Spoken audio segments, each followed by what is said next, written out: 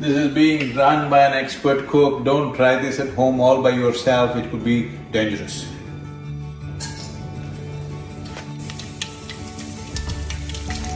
These are not crackers for Diwali, this is just Indian cooking. I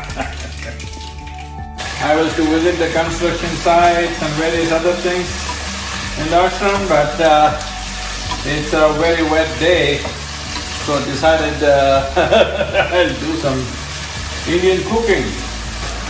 Looking at the quantity, don't think I'm going to eat all this. Having a few guests at home today. It's a rainy day, so all we can do is eat and talk.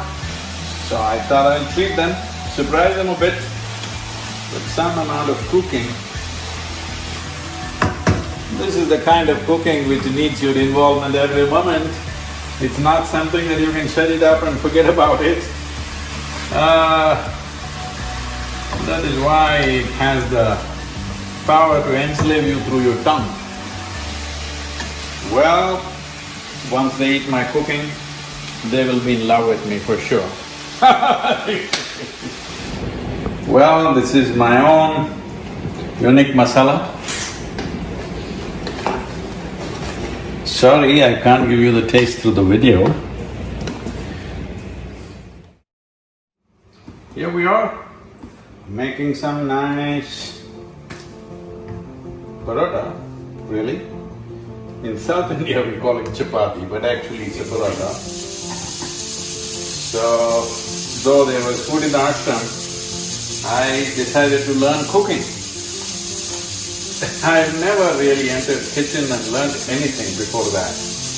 But because I thought it would be very meaningful and important because Radhe loved Vidya's cooking so much and Vidya had learned cooking from my mother. So I went back to my sister, picked up a few things, then developed many things of my own.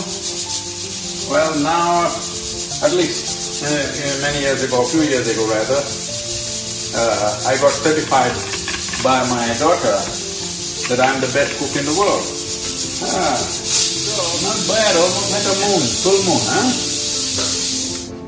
I'm saying if the chapati looks like the map, at least if you get in Australia, you're doing okay.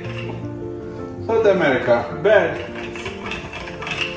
But if you get Indonesia, ooh, no, you need to go back to school.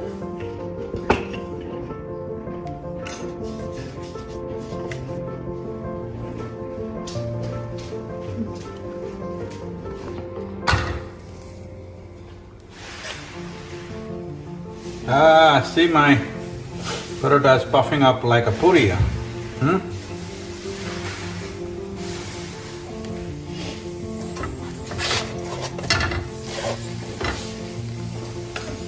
it just cooked inside with hot air.